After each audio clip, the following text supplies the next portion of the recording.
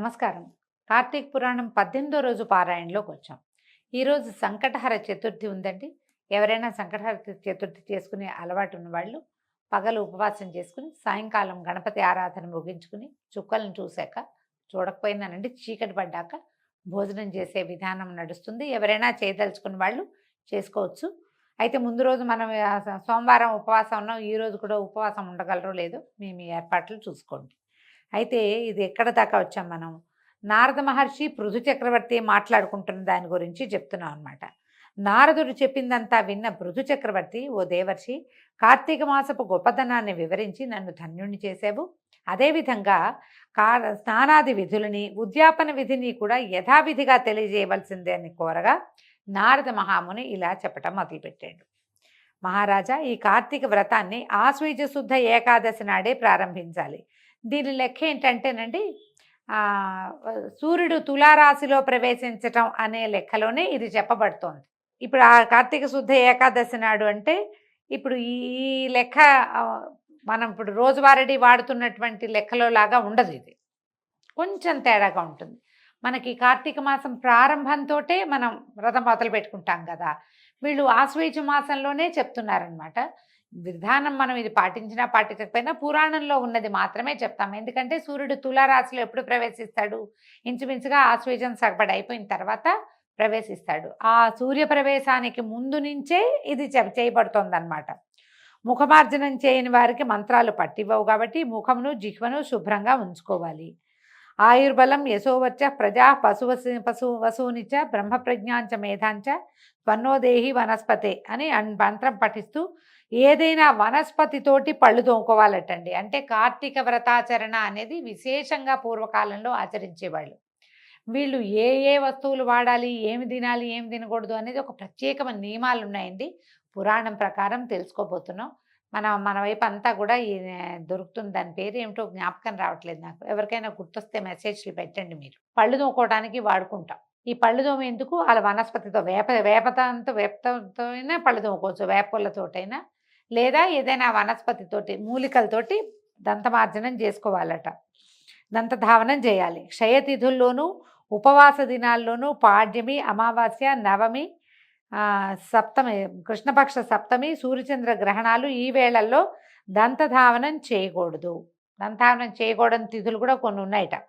అక్కడి నుంచి ఈ కొన్ని చెట్ల పుల్లలు ఏమేమి చెప్పారు? ముళ్ళ చెట్లు, పత్తి, వావిలి, మోదుగా, మర్రి, ఆముదం చెట్ల యొక్క పుల్లలతోటి దంతధావనం చేసుకోకూడదు. తుమ్మ పుల్లలతోటి కూడా పళ్ళు తోముకుంటారండి. నాకు తెలుసు, మా ఊళ్ళల్లో వాడతారు. వేపుల్ల, తుమ్మ పుల్ల అంటారు. అయితే దంతధావనం తర్వాత భక్తి నిర్మల బుద్ధి కలవాడే గంధపుష్ప తాంబూలాదాలను గ్రహించి శివాలయానికి కానీ విష్ణువాలయానికి కానీ వెళ్ళి అక్కడ దైవతాలకు అర్ఘ్యపాత్యాది ఉపచారాలను ఆచరించి స్తోత్ర నమస్కారాలు సమర్పించి నృత్య గీతవాద్యాది సేవలను అందజేయాలి. దేవాలయంలోని గాయకులు, నర్తకులు, తాళమృదంగాది వాద్య విశేష విద్వాంసులు వీరందరినీ విష్ణు స్వరూపులుగా భావించి పుష్పతాంబూలాదులతోటి అర్చించాలి. కృతయుగంలో యజ్ఞము, ద్వాపరంలో దానము భగవత్ప్రీతికరాలు కాగా ఈ కలియుగంలో భక్తియుక్తమైనటువంటి సంకీర్తనం ఒక్కటే భగవంతునికి సంతోషాన్ని కలిగిస్తుంది. హరిహర, దుర్గా, గణేష, సూర్యారాధనలకు ఉపయోగించకూడని పువ్వులు. ఏమిటి ఆ పువ్వులు? ఏమిటి? ఏ పువ్వులు వాడచ్చు, ఏ పువ్వులు వాడకూడదు, ఎలాంటి దండలు మెల్లో వేయాలి, ఎలాంటి దండలని సమర్పించాలి, పుష్పమాలిక సమర్పణం ఏది చేయాలి, ఏ పువ్వులతోటి అర్చించాలి అనే ప్రశ్నకి చెప్తున్నారు. దిరిసెన, ఉమ్మెత్త, గిరిమల్లి, మల్లి, బూరుగా, జిల్లేడు, కొండగోగు వీటి పుష్పాలు కానీ తెల్లటి అక్షతలు కానీ విష్ణువుని పూజించటానికి పనికిరావు. తెల్లటి అక్షతలు ఎప్పుడు వాడతామండి? మనం అక్షతలు అంటే పసుపువి కొంచెం నెయ్యో నూనె వేసి కలుపుతాం కదా, అంటే కాదండి. శివారాధన చేసేటప్పుడు రుద్రాభిషేకాలకి వాటికి ధవళాక్షతలు వాడడం ఒక విధానంగా కనపడుతుంది. అయితే అదేవిధంగా జపాకుసుమాలు అంటే మందార పూలు, మొల్ల పుష్పాలు, దిరిసిన పూలు, బండి గురువింద, మాలతి పుష్పాలు ఈశ్వరుని పూజించడానికి తగవు. ఎవరైతే సిరి సంపదలు కావాలనుకుంటారో అటువంటి వాళ్ళు తులసి దళాలతో వినాయకుడిని, గరికతో దుర్గాదేవిని, అవిసె పువ్వులతో సూర్యుడిని పూజించకూడదు. తులసి దళాన్ని గణపతికి ఒకసారి సమర్పిస్తామండి, సంవత్సరంలో ఒక్కసారి. అది ఎప్పుడు చేస్తాము? వినాయక చవితి అప్పుడు ఏకవింశతి పత్రాల్లో తులసి పత్రం సమర్పయామి ఉంటుంది, ఒక్కసారి అంతే. దుర్గాదేవిని గరికతోటి పూజించకూడదు. ఆమెకి పుష్ప పూజ చేయాలి. అవిసె పువ్వులతో సూర్యుడిని పూజించొద్దు. ఏ ఏ దేవతలకు ఏ ఏ పువ్వులు శ్రేష్టమైనవో వాటితోటే పూజించాలి. అలా పూజించినా కూడా మంత్రహీనం క్రియాహీనం భక్తిహీనం సురేశ్వర యత్పూజితం మయా దేవా పరిపూర్ణం తదస్తుతే. అంటే ఓ దేవా, మంత్రక్రియాధిక లోపభూయిష్టమైనప్పటికీ నా చేతి చేయబడినటువంటి పూజ నీకు పరిపూర్ణమగునుగాక అని క్షమాపణని చెప్పుకోవాలి. ఆ పిదప దైవానికి ప్రదక్షిణ నమస్కారాదులు ఆచరించి పునః క్షమాపణలు చెప్పుకుని నృత్యగానాది ఉపచారాలతో పూజను పరిసమాప్తి చేయాలి. ఎవరైతే కార్తీక మాసంలో ప్రతిదినము రాత్రి శివ పూజను కానీ విష్ణు పూజను కానీ ఆచరిస్తారో వాళ్ళు సమస్త పాపాల నుండి విడిపడిన వాళ్ళై వైకుంఠాన్ని పొందుతారు. ఇందులో విశేషంగా చెప్తారండి, ఉదయకాలాదుల్లో విష్ణువార్చన, సాయంకాలాల్లో శివార్చన చాలా విశేషమైనవి. మనం దేవాలయాలకు వెళ్ళేటప్పుడు కూడా పొద్దుటి పూటే విష్ణువాలయానికి వెళ్ళాలి, సాయంకాలం శివాలయానికి. ఈ కార్తీకంలో సాయంకాల శివారాధన చాలా విశేషమైనదిగా చెప్తారు. ప్రదోష వేళ అర్చన మంచిది. నారదుడు ఇంకా చెప్తున్నాడు, ఓ రాజా మరింత వివరంగా చెప్తాను విను. వ్రతస్థుడు అంటే ఎవరైతే కార్తీక వ్రతం చేయదలుచుకున్నారో వాళ్ళు, ఓవేళ మనం నెలంతా చేయకపోతే ఏ ఏ పర్వదినాల్లో మనం చేయదలుచుకున్నామో వాళ్ళకు కూడా ఇది చెప్తున్నారనమాట. మరో 2 గడియలో తెల్లవారుతుందనగా నిద్రలేచి శుచి అయి నువ్వులు దర్భలు అక్షతలు పువ్వులు గంధము తీసుకుని నది వద్దకు వెళ్ళాలి. చెరువులలో కానీ దైవ నిర్మిత జలాశయాలలో కానీ నదులలో కానీ సాగర సంగమాలలో కానీ స్నానం చేస్తే ఒకదానికంటే ఒకటి 10 రెట్ల పుణ్యాన్ని ఇస్తుంది. చెరువులో మన ఊరి చెరువు ఉంటే చెరువైనా లక్షణంగా చేయొచ్చండి. చెరువు కూడా మంచిదే. ఇంకా ఇంకా అధికస్య అధికం ఫలం. మనం ఇంకా కాస్త బాగా పెద్ద పెద్ద వాటిలలో చేయగలిగితే అది ఇంకా మంచిది. ఏ పుణ్యతీర్థంలో స్నానం చేసినా అందుకు 10 రెట్లు ఫలితం కలుగుతుంది. ముందుగా విష్ణువుని స్మరించి స్నాన సంకల్పం చేసి దేవతలకి అర్ఘ్యాన్ని ఇవ్వాలి. నమః కమలనాభాయ నమస్తే జలశాయినే నమస్తేస్తు హృషికేశ గృహాణార్ఘ్యం నమోస్తుతే అని ఈ విధంగా చెప్తూ స్వామికి ఆ అర్ఘ్యం ఇచ్చి దైవధ్యాన నమస్కారాదులను చేసి, ఓ దామోదర, ఈ జలమందు స్నానం చేయటానికి ప్రయత్నిస్తున్నాము. నీ అనుగ్రహం వల్ల నా పాపాలన్నీ నశించిపోవునుగాక. హే రాధారమణ విష్ణు, కార్తీక వ్రత స్నాతుని అవుతున్నటువంటి నా అర్ఘ్యాన్ని స్వీకరించుదుగాక అని పరిపరి విధాలుగా ప్రార్థించాలట విష్ణువుని. స్నాన విధి ఏం చేయాలి? ఇలా వ్రతస్థుడు గంగా విష్ణు శివ సూర్యులను స్మరించి నాభిలోతు వరకు నీటిలో దిగి యథావిధిగా స్నానం చేయాలి. గృహస్థులు ఉసిరిక పప్పు నువ్వుల చూర్ణంతో, యతులు తులసి యొక్క మొదలి మన్నుతోటి స్నానం చేయాలి. ఇప్పుడు మనం గనక సాధారణంగా మనలాంటి వాళ్ళు స్నానానికి వెళ్తే ఉసిరిక పప్పు నువ్వులు చూర్ణ సబ్బులు పెట్టి రుద్దుకోకూడదండి. నదీ స్నానం చెరువులో స్నానం చేసేటప్పుడు సబ్బు వాడరాదు. నువ్వులు తులసి పొడి ఉసిరిక పొడి. ఉసిరిక పప్పు ఏముంది, మన ఇంట్లో ఎండబెట్టుకుంటే ఉంటుంది. లేదు, మన బజార్లలో దొరుకుతుందండి. ఆయుర్వేదం కొట్లలో చక్కగా ఉసిరిక పొడి దొరికేస్తుంది. ఆమ్లా పౌడర్ అడిగితే ఇస్తాడు. దాంట్లో కొంచెం నువ్వులు గ్రైండ్ చేసి అది ఇంత పొడి ఇది కలుపుకుంటే స్కిన్ కూడా చాలా మంచిదండి. ఈ సీజన్లో ఉసిరిక పొడితో ఒళ్ళుదోముకుంటే స్కిన్ చాలా బాగుంటుంది, ఫ్లాలెస్గా అవుతుంది, మచ్చలు తగ్గిపోతాయి. ప్రయత్నం చేసి చూడండి. నదీ స్నానానికి వెళ్ళేటప్పుడు సబ్బు షాంపూ తీసుకెళ్ళొద్దు. మీరు నదులని పాడు చేస్తారు, ఆరోగ్యాన్ని పాడు చేసుకుంటారు. స్నాన విధి ఏదైతే మనం చేసామో దాని ఫలితాన్ని పొందరు. పొరపాటును కూడా నదీ స్నానంలో సబ్బు వాడకూడదు. అయితే ఈ యతులు ఎవరైతే యతీశ్వరులు ఉంటారో వాళ్ళు తులసి యొక్క మొదలి మనతో, తులసి చెట్టు తాలూకు మూలంలో ఉండే మట్టితోటి స్నానం చేయాలట. విధియ, మళ్ళీ ఇందులో కూడా విధియ, సప్తమి, దశమి, త్రయోదశి, అమావాస్య ఈ 6 తిథుల్లోనూ నువ్వులతోనూ ఉసిరిపళ్ళతోటి స్నానం చేయకూడదు. ఈ నువ్వుల స్నానంలో కూడా విధిగా ఈ తిథులు పనికిరావట.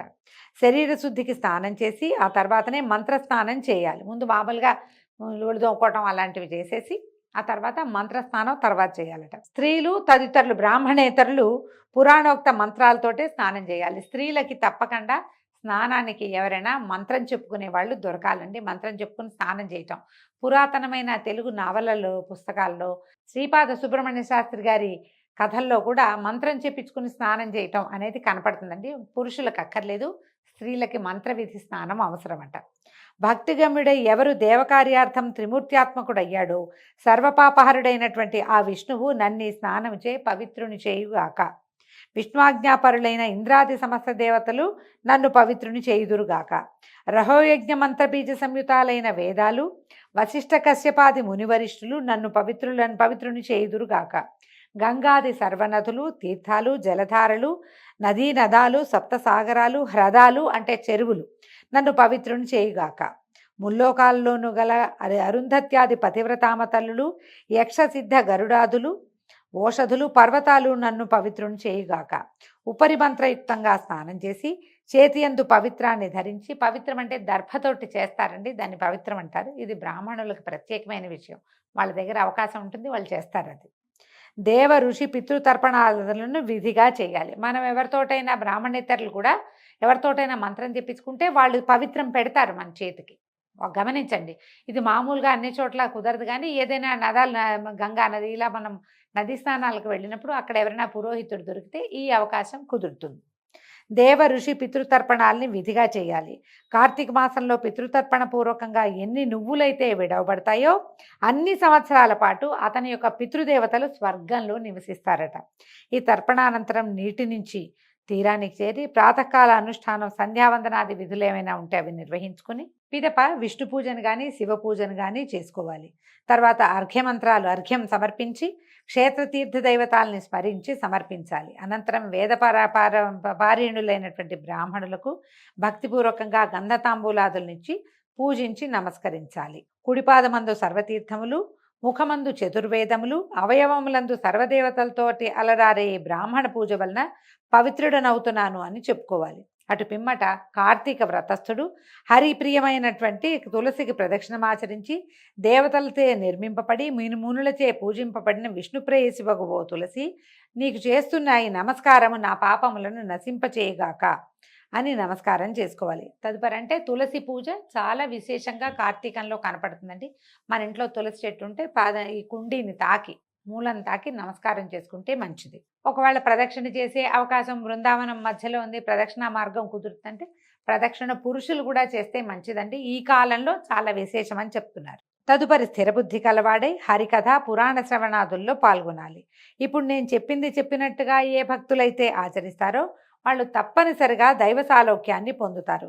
సమస్త రోగహారకము, పాపమారకము, సద్బుద్ధిదాయకము, పుత్రపౌత్ర ధనప్రదము, ముక్తికారకము, విష్ణుప్రీతికరము అయినటువంటి కార్తీక వ్రతాన్ని మించింది కలియుగంలో మరొకటి లేదని నారద మహాముని పృథు చక్రవర్తికి తెలియజేస్తున్నాడని సూత మహాముని చెప్తున్నారండి.